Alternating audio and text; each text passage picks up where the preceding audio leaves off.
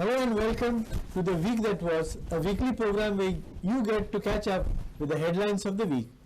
Every week we pick up the headlines from the Voice of Goa, Herald.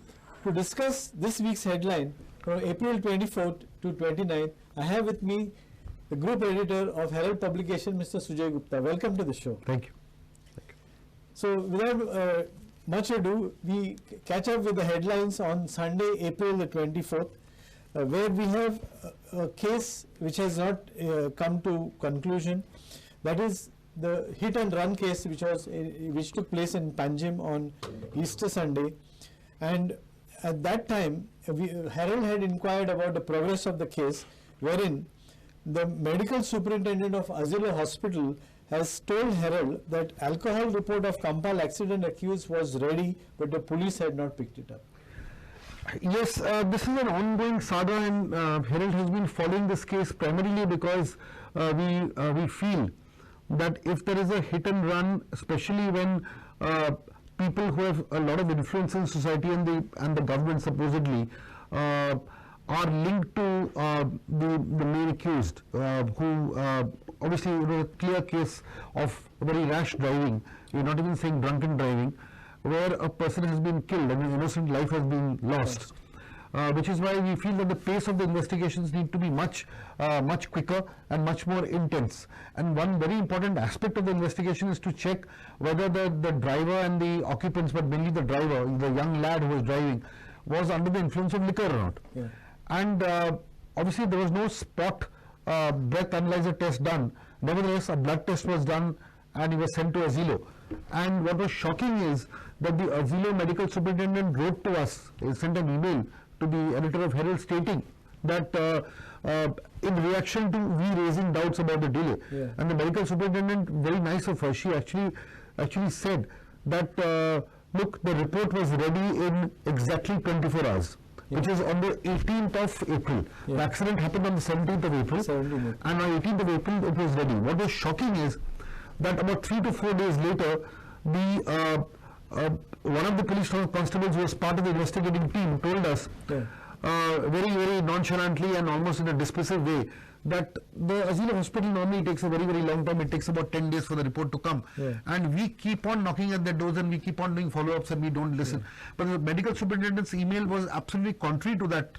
To that effect, where she said that the alcohol reports is called the report to measure the alcohol content in the blood, that was ready in 24 hours, and it is the police which did not show any kind of haste in coming and picking up the report. She said no police officer has turned up in my office to pick up the report. So the police have been exposed in this case.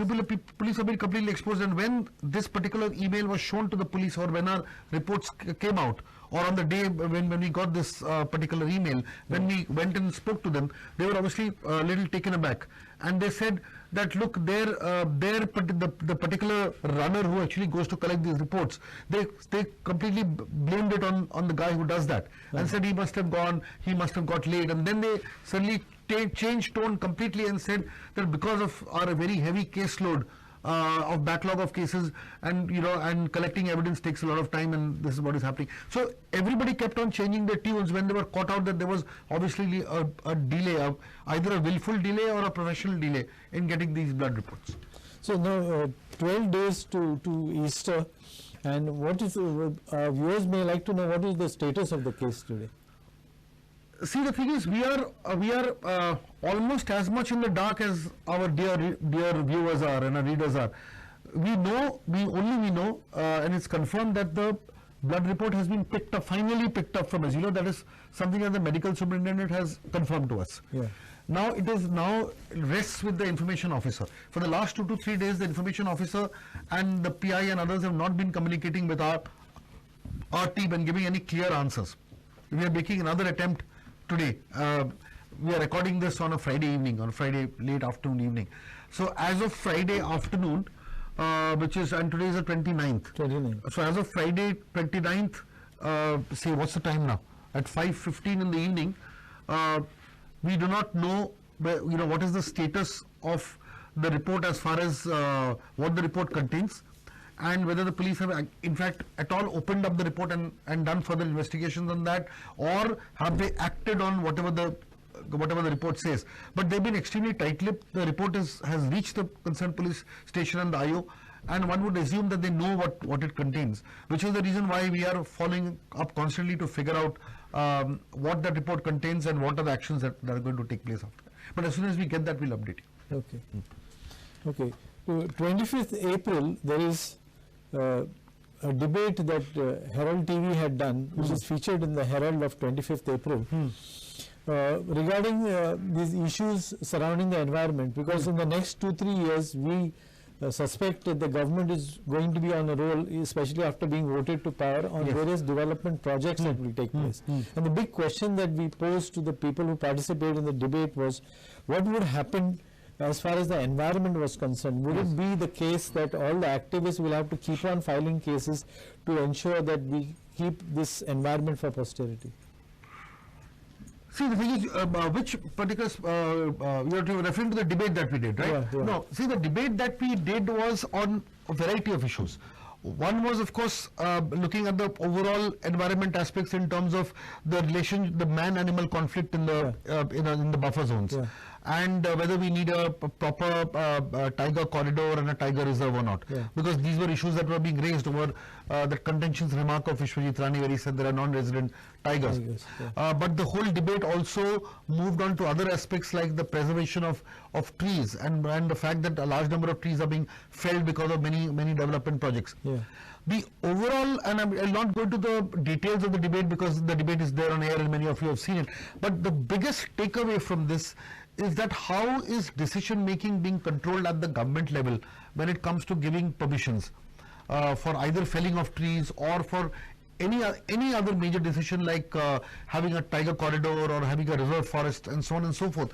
Because the general consensus is that the people in the decision making positions are people who fundamentally are not sensitive enough to realize that we are just temporary custodians of the resources that our earth provides to us on behalf of the people who inherit this earth.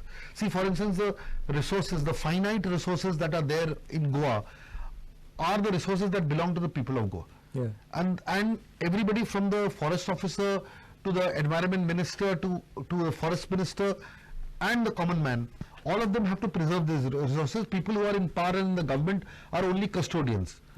So when you are taking any decision which leads to the lowering of the natural cover or affecting the forests or affecting the groundwater or affecting the wildlife or affecting buffer zones, any decision which impacts these things negatively should be well thought out, and you should take these decisions keeping in mind what these decisions will do for the future generation. So as Claude Alvar has very rightly said that people in decision making power should ideally be people below a certain age, because they can look forward to the future in every which way, and it should not be left to somebody who's say 56 to 57 years old and is going to retire in the next 2-3 years and never really is sensitive enough to what the future generation will get as far as our infinite resources are concerned.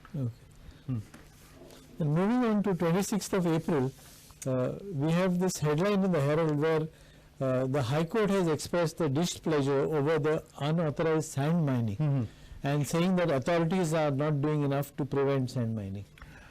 Yes, this again, one can be satisfied in the sense that this is an issue that Herald has taken up in spite of the fact that it doesn't seem to be a very popular topic amongst many of the media. Sand mining, we know that iron ore mining has a lot of issues, but sand mining, to the scale and the amount involved and the parties involved are not as big in every which way. But sand mining also leads to the erosion of our river bed, and our river beds become poorer and poorer. The entire ecosystem gets disturbed because if you take so much of sand out, it also leads to the destruction of the embankments and the areas around the river beds, which actually leads to a lot of destruction, and in turn leads to a lot of flooding and other impacts of that area. It also impacts your crops, because when flood water gets into your farms, adjoining farms, plantation gets affected. So we took this up in a very big way. we also know for a fact that all the major directions given for the state and the police to actually investigate and catch these sand thieves have not been implemented, in the sense the police has virtually looked the other way when this has been going on rampantly, and this is something that the High Court has also observed. Yeah. What is shocking is that the previous DGP was, one of the rare officers who actually put out an official note and a directive giving guidelines or giving directives to police officers who are specially stationed in those areas where sand mining is taking place, mainly in the Penne Taluka, Penne, Pisula, that area. Yeah. And we have seen many instances when canoes have come, sand mining has happened, and these canoes have gone away with the police doing nothing. Yeah. They were, I think between the 18th and the 22nd of April, if I am not mistaken, there were almost 35 to 40 odd canoes which came and went. Yeah.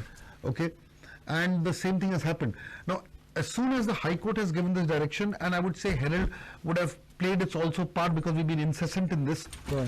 We have realized, and I think we are proud to say one thing, that when Herald reported on rampant illegal sand mining happening in the month of April, those reports were taken and presented before the court, and the court took cognizance of those reports as well.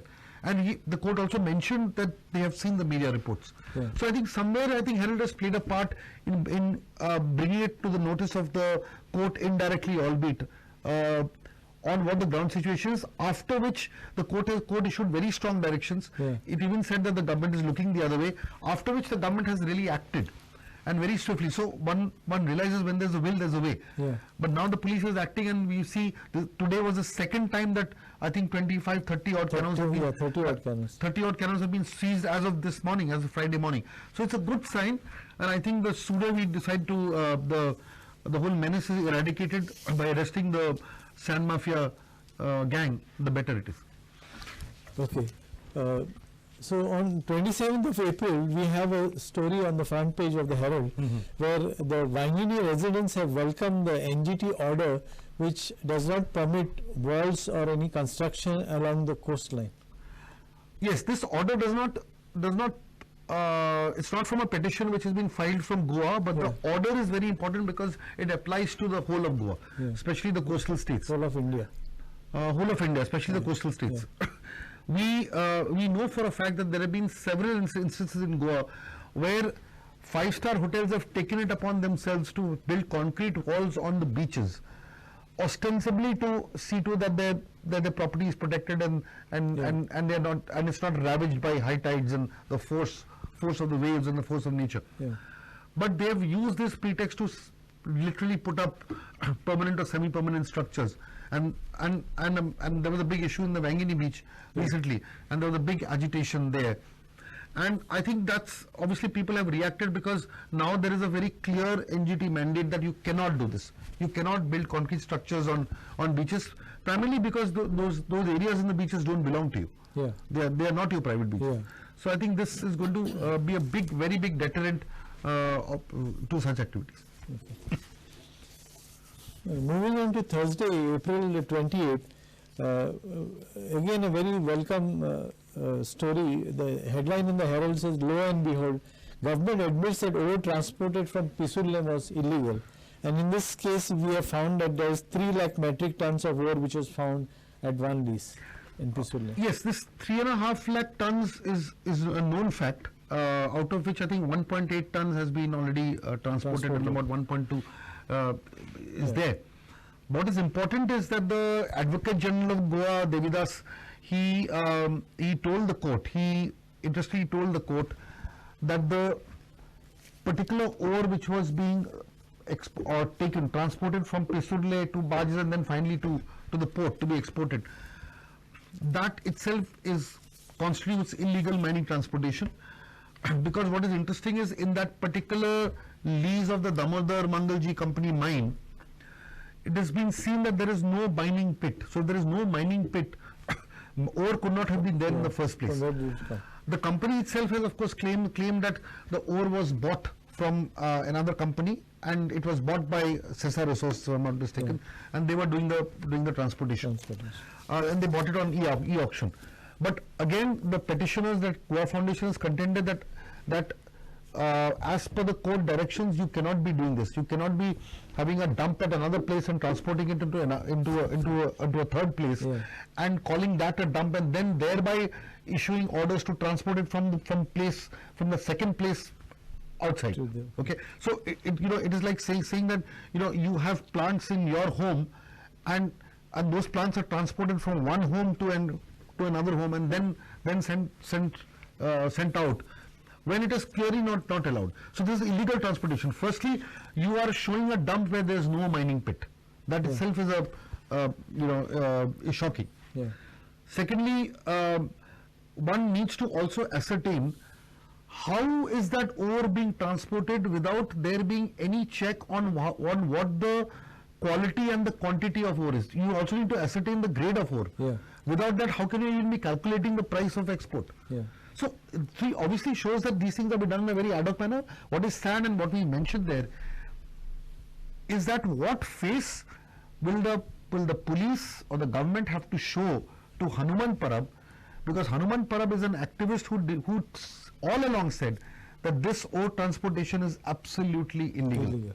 And because of which he got brutally beaten up. Now, what face will you show to Hanuman Parab when your Advocate General himself is telling the court that it's illegal? You either compensate him and you arrest the people who have beaten him up. And on top of that, when you export ore in this kind of a manner, where you have a dump without a mining pit, the entire calculation of the cost of that ore also has been highly escalated. Then we need to figure out whether this violates the Money Laundering Act also or not. So we need to look at all these things. It's not just a very simple thing here.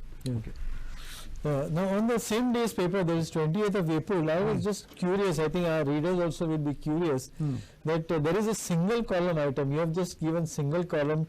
ODP suspended for 60 days due to discrepancies. Right. Why did Herald just take this in a single column? I mean, it would be of consequence. No, the thing is, that was just a major decision. Because there are two aspects to this thought. One is suspension of ODPs for 60 days isn't a very exciting or a huge news unless you know the intent behind the suspension.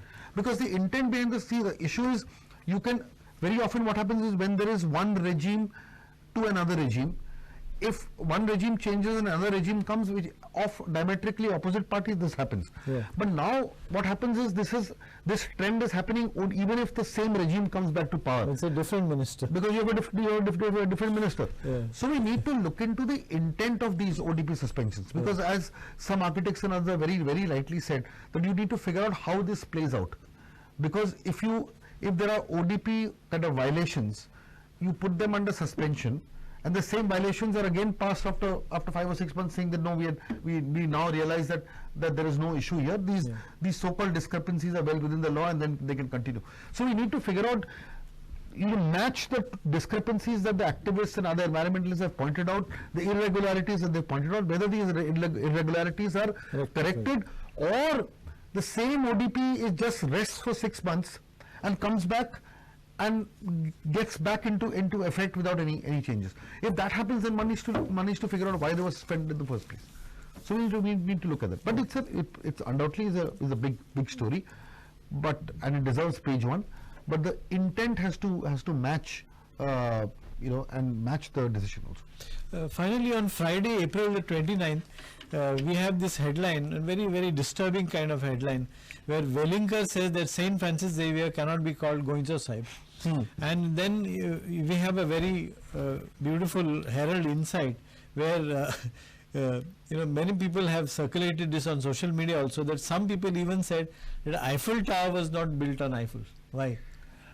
By Eiffel. Well, I think we would leave it to the best judgment of our readers to understand what we meant by this, because we have consciously taken a decision to let viewers and readers understand the original statement and why it was made. We also feel that everybody has a right to believe whatever they believe, whether it is faith or whether declaring somebody king or god or whatever. It's a personal belief of any individual. Now whether that belief should hold for all or not, also we know what the answer is. But let's look at it this way. We feel that Goa has been a place where harmony and togetherness has been a part of Goan society, and that will never change. And we leave it at that. As far as the Eiffel Tower thing was concerned, it was meant to indicate what these kind of statements are and how they should be taken.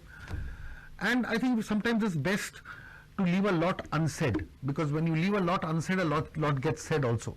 So the way we have reacted to this is basically to tell people that as far as Goa is concerned, as a state of harmony and peace and things, there is no possibility of that getting disturbed, because Goans are what they are. I mean, they are good, peace-loving, good people. Yeah.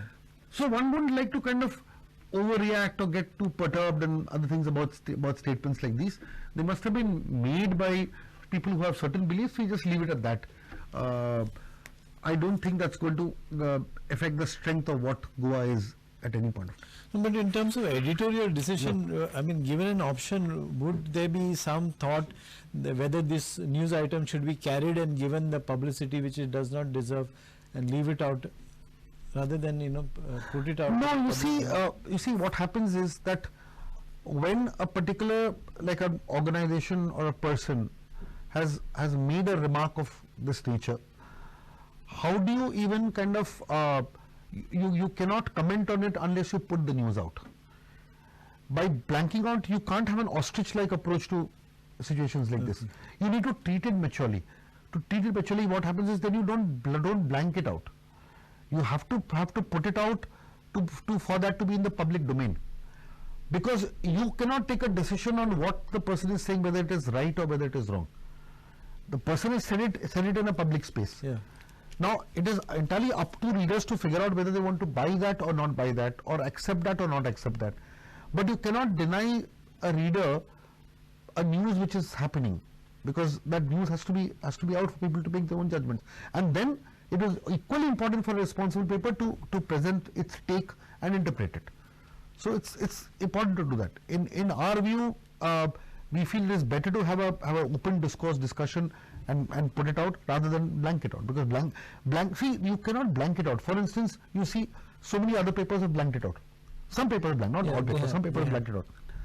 But the issue is that does that mean that the story is hidden in this day and age? We are not living in a cave. It's viral on social media. It is, and everybody is talking about it. It's completely viral. Yeah. Everybody knows about it. It's not as if people won't get to know whether if we don't publish it. And then when people know that it's already there, and we as a responsible paper, if we don't put it out and give our take to it, whatever be the take, even if it's obviously a balanced take. But if we don't give that take out, then we are not doing our duty as well.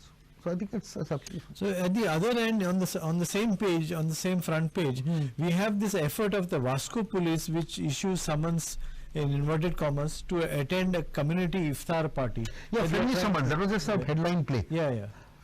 So basically, we wanted to show that the spirit of togetherness exists in Goa in every which way, and on a day when, at a time when there are certain tensions there within the society.